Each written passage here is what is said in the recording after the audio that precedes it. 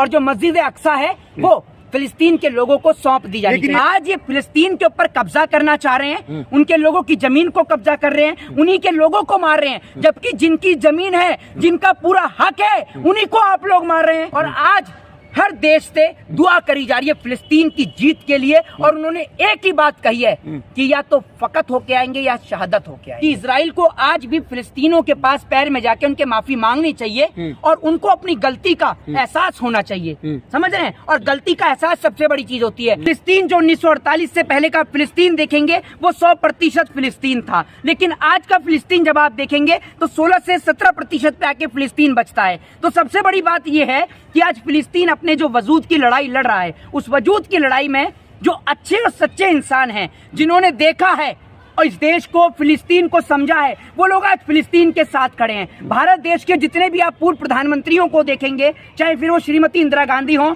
चाहे फिर वो स्वर्गीय श्री अटल बिहारी वाजपेयी जी हों, चाहे फिर वो डॉक्टर मनमोहन सिंह जी हों, जितने भी प्रधानमंत्री भारत देश के रहे हैं, उन्होंने फिलिस्तीन का साथ दिया है, समर्थन दिया है। और भारत देश के स्वर्गीय प्रधानमंत्री माननीय श्री अटल बिहारी वाजपेयी जी ने तो स्टेटमेंट भी कहा था और स्टेटमेंट दिया भी था। उनका जो स्टेटमेंट आज बहुत तेजी से वायरल हो रहा है, उन्होंने स्टेटमेंट में कहा था कि अरबियों की जिस जमीन पर इजराइल ने कब्जा कर रखा है वह तत्काल उस जमीन को खाली करें।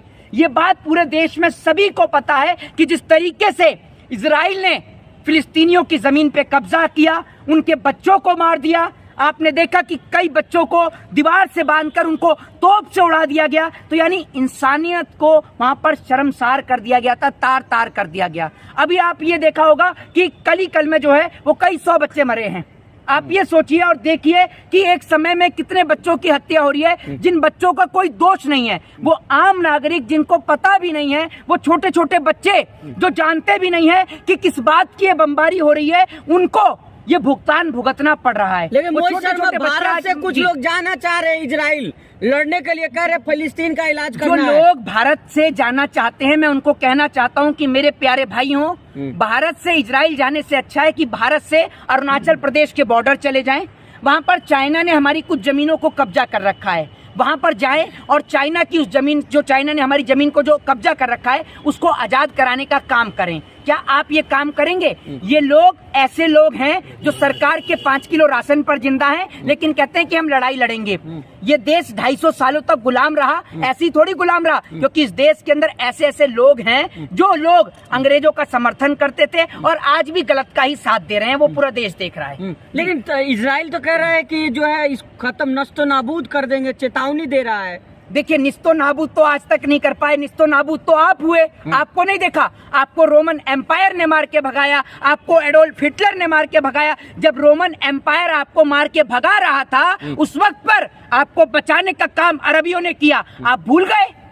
आप भूल गए ना? आप जिसको समाप्त करने की बात कर रहे हैं, उसी ने आपका वजूद बचाया। एडोल्फ हिटलर ने जब इनको मार के भगाया, जो आपको पता होगा जर्मन का जो तानाशाह था एडोल्फ हिटलर, उसने जब इनको मार के भगाया, उसके बाद इनको फिलिस्तीन शिफ्ट किया गया। फिलिस्तीन के अंदर ये रिफ्यूजिस के तौर पर रहते थे, यानी शरणार्थी के तौर पर रहा करते थे। आपको एक बात बता दूं, आज ये फिलिस्तीन के ऊपर कब्जा करना चाह रहे हैं, उनके लोगों की जमीन को कब्जा कर रहे हैं, उन्हीं के लोगों को मार रहे हैं, जबकि जिनकी जमीन है, जिनका पूरा हक है, उन्हीं को आप लोग मार रहे हैं। ये कहाँ का न्याय है बताइए ना? उन्हीं की जमीनों पर कब्जा कर रहे हैं। आतंकवादी संगठन जो है साथ दे रहा है इन लोगों का। सर सुन लीजिए मेरी बात को सुन लीजिए। क्या अपने वतन, अपने मुल्क की आजादी की लड़ाई को लड़ना आतंकवाद कहलाया जाता है? क्या वो टेरर कहलाया जाता है? मैं ये फिलिस्तीन को लेके बात कर रहा हूँ, मैं किसी संगठन की बात नहीं कर रहा हूँ, मैं देश की बात कर रहा हूँ, फिलिस्तीन की बात कर रहा हूँ। मैं पूछना चाहता हूँ कि हमारे देश ने आजादी की लड़ाई लड़ी, अंग्रेजों को इस देश से भगाया, तो क्या वो टेरर था? नहीं था ना। वो आजादी थी हमारे देश की, हमारे मुल्क की आजादी थी। तो फिलिस्तीन को आज आजादी चाहिए, जिनके बच्चों को मार दिया गया। दूसरी बात ये कि आज एक बात मुझे बताइए, आज देश में ना 2 तरीके के गुट पैदा हो गए। एक ऐसा गुट जो फिलिस्तीन के विरोध कर रहा है और एक ऐसा गुट जो इजराइल का समर्थन कर रहा है। 2 तरीके के लोग हैं। लेकिन एक बात मैं बोलना चाहता हूँ कि जो लड़ाइयाँ जो हैं वो हथियारों से नहीं, एक मिनट सर, लड़ाइयाँ जो हैं वो हथियारों से नहीं, हौसलों से लड़ी जाती हैं। और हौसले जो हैं वो फिलिस्तीन के बुलंद हैं। और याद रखिएगा कि जब दवा काम नहीं करती तब दुआ काम कर जाती है। और आज हर देश से दुआ करी जा रही है फिलिस्तीन की जीत के लिए, और उन्होंने एक ही बात कही है कि या तो फकत होके आएंगे या शहादत होके आएंगे, यानी या तो जीत कर आएंगे या शहीद होकर आएंगे, एक ही बात है। लेकिन लोग ने इजराइल का समर्थन किया, आप उनके साथ नहीं है। मैं नरेंद्र मोदी जी से पूछना चाहता हूं कि जिस भारत देश के इतिहास ने और भारत देश की सरजमी ने सदैव फिलिस्तीन का समर्थन किया, और ये बात देश के अंदर किसी को नहीं पता होगी, मैं आपको बताना चाहता हूं कि भारत देश के पहले प्रधानमंत्री श्री नरेंद्र दामोदर दास मोदी जी हैं, जिन्होंने फिलिस्तीन का दौरा भी किया। पहले प्रधानमंत्री है जिन्होंने फिलिस्तीन का दौरा भी किया, लेकिन उसके बावजूद भी नरेंद्र मोदी जी इजराइल को समर्थन दे रहे हैं, क्योंकि सबको पता है कि हथियार इजराइल देता है, ईवीएम का सेटअप इजराइल देता है, इसलिए हमारे देश के माननीय प्रधानमंत्री जी इजराइल के समर्थन में। लेकिन मैं उनसे पूछना चाहता हूँ कि जिन बच्चों को मार दिया गया, आप क्या कहेंगे उन बच्चों के लिए, बताइए ना आप मुझे। दूसरी बात ये कि आज प्रधानमंत्री को बड़ा दुख और दर्द हुआ, हमारे देश के पूर्व सैनिक जो सड़कों पर बैठे हुए हैं, उनको लेकर प्रधानमंत्री को दर्द और तकलीफ नहीं होता, लेकिन इजराइल के सैनिक को चोट लग जाए तो प्रधानमंत्री को दर्द होता है। हमारे देश के अंदर प्रधानमंत्री बातचीत कर रहे हैं वहाँ इजराइल से, मणिपुर के अंदर तो प्रधानमंत्री ने बात नहीं करी। देखिए और सोच कर देखिए और समझिए, देश की जनता को आज समझने की जरूरत है कि हमारे देश का एक महत्वपूर्ण हिस्सा मणिपुर जब जल रहा था, हमारे देश का प्रधानमंत्री विदेशी यात्रा कर रहा था, अमेरिका का दौरा कर रहा था, मिस्र की मस्जिद का दौरा कर रहा था, आप सभी ने देखा होगा। लेकिन आज जब इजराइल जल रहा है तो हमारा प्रधानमंत्री, सुन लीजिए, हमारे प्रधानमंत्री कॉल कर करके पूछ रहा है क्या चल रहा है, क्या दिक्कत है, मैं मदद करूं। भाई क्या तुम किस मिट्टी के बने हुए हो? हमारे देश की बहन बेटियों को निर्वस्त्र कर दिया गया मणिपुर में, तब आप नहीं बोले, तब आपने चुप्पी साधे रखी।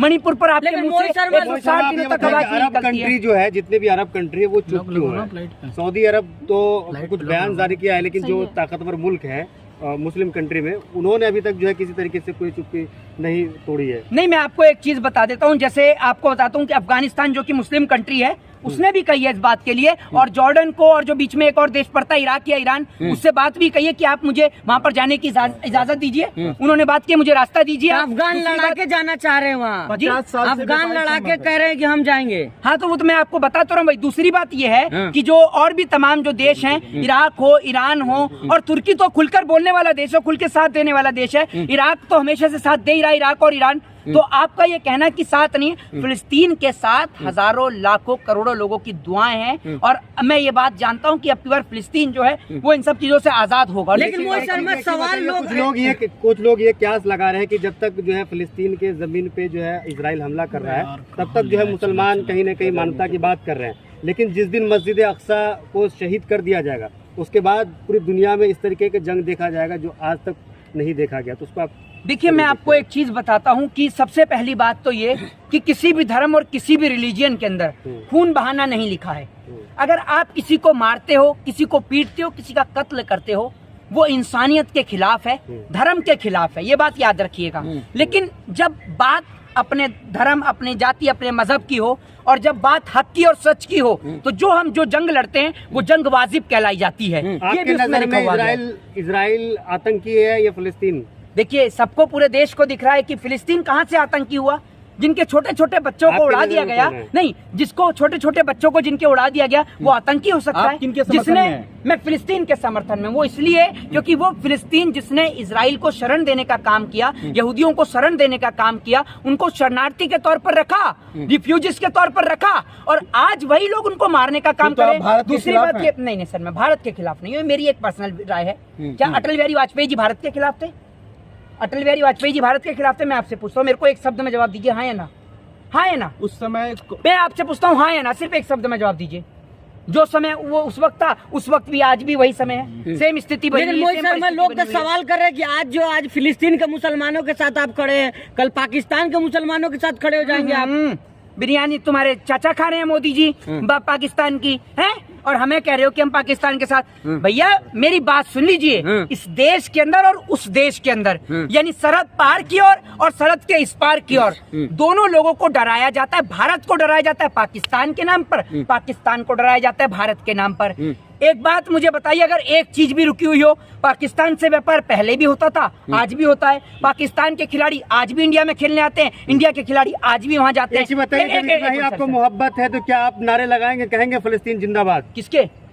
भाई एक बात मुझे बताइए, आप अगर लगाइए ना, मेरी जाएंगे आपको। मेरी बात तो सुन लीजिए, देखेंगे आपके अगर अंदर मेरे कितनी नारे हिम्मत है। लगाने से, या आप भी इजराइल से डरते हैं? अरे मैं या तो आप भी किसी से मुसाद नहीं डरता, डरते मेरी हैं? बात सुनिए, मैं लगाइए किसी ना, से नहीं डरता, नारा मैं तो लगाइए। कहता हूँ फिलिस्तीन मान जिंदाबाद, फिलिस्तीन जिंदाबाद। मैं तो 10 बार कहूंगा फिलिस्तीन ऐसे तो जिंदाबाद, नहीं, इतना दिल फिलिस्तीन दुखी जिंदाबाद सर, फिलिस्तीन जिंदाबाद, क्योंकि उनके हौसले बुलंद हैं, वो हक की लड़ाई लड़ रहे हैं और सच्चाई की बोलिए लड़ाई लड़ रहे हैं, इजराइल और पूरा देश कहता है बोलिए इजराइल मुर्दाबाद। ये सुनिए, गदर फिल्म घर देख के आए होंगे आप, ये घर पे अपने घर रखिए गदर फिल्म को, समझे आप? ये बेवकूफी वाली बात सुनिए, मैं उसमें भी ये बात कही गई थी कि हमारा धर्म जो है वो सब धर्मों का सम्मान करना सिखाता है। मैं किसी देश को ऊंचा या नीचा नहीं दिखाता, मैं ये कहता हूं कि इजराइल को आज भी फिलिस्तीनों के पास पैर में जाके उनके माफी मांगनी चाहिए और उनको अपनी गलती का एहसास होना चाहिए, समझ रहे हैं? और गलती का एहसास सबसे बड़ी चीज होती है, और जो मस्जिद अक्सा है वो फिलिस्तीन के लोगों को सौंप दी जानी लेकिन चाहिए। एक चीज जय हिंद, बताइए, जय एक भारत, सवाल- वंदे मातरम।